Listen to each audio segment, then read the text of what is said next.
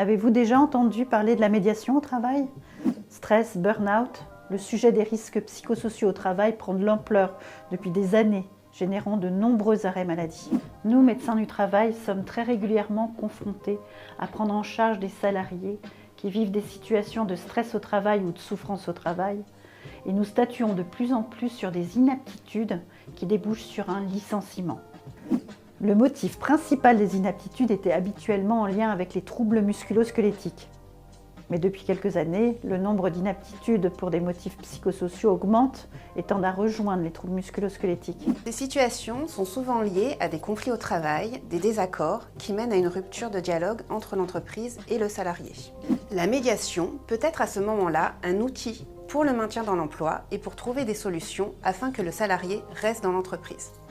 En effet, le médecin du travail qui voit en visite médicale un salarié en souffrance dans un contexte de conflit peut proposer à l'employeur d'organiser une médiation qui sera réalisée par des médiateurs certifiés. Concrètement, qu'est-ce que la médiation? La médiation est un mode amiable de résolution des conflits. Le médiateur a pour objectif d'aider les personnes en conflit à restaurer leurs relations, puis à trouver ensemble des solutions acceptables pour chacun. C'est un processus qui demande d'être volontaire et qui se déroule dans des conditions sécurisées. La confidentialité absolue des échanges, avec un engagement signé. La médiation se déroule dans des locaux à l'extérieur de l'entreprise et elle est menée par des médiateurs certifiés qui sont neutres, indépendants, impartiaux. Ces derniers sont garants des règles, en particulier de respect et de non-jugement. Mais comment se déroule une médiation? Il y a plusieurs étapes dans le déroulement. Tout d'abord, une prise de contact avec l'employeur est réalisée pour valider l'accord de la démarche.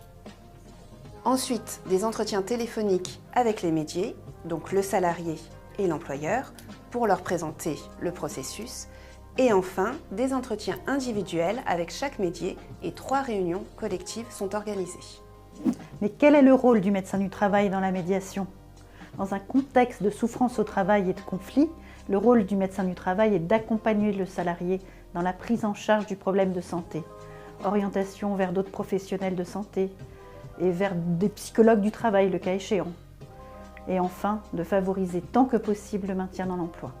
Quand l'état du salarié le permet, il pourra alors proposer au salarié et à l'entreprise d'organiser l'intervention d'un médiateur qui, une fois le dialogue restauré, permettra à chacun de mieux comprendre l'autre, la nature des désaccords et de faire cheminer les personnes ensemble vers des solutions pour retrouver la possibilité de travailler ensemble. À défaut, le cheminement pourrait aboutir à des solutions de séparation, mais dans un climat plus apaisé. Donc si on compare la situation à d'autres causes possibles d'inaptitude, on peut faire le parallèle avec par exemple un problème de dos. Dans ce cas, le médecin du travail fait également appel à une personne ressource, en la présence de l'ergonome, qui va essayer de trouver des solutions pour limiter ou mettre en place des aides à la manutention en lien avec le salarié et son employeur. Un des intérêts de la médiation, c'est que ce sont les personnes elles-mêmes qui recherchent les solutions qui vont améliorer leurs relations et leur fonctionnement au travail, ce qui marche beaucoup mieux que quand les décisions sont imposées. Dans les études, le taux de réussite des médiations est de 70% dans la résolution des conflits, d'où l'importance de la médiation. Pour conclure, ce qui est frappant, c'est la capacité de la médiation à restaurer la relation dans des situations très dégradées. Par exemple, je pense à la situation où 2 collègues avouaient avoir failli en venir aux mains et qui finalement ont pu retravailler ensemble, main dans la main, chacun ayant changé son fonctionnement vis-à-vis de l'autre grâce à la médiation. Et voilà, vous en savez un peu plus sur la médiation et vous pouvez vous lancer sans crainte.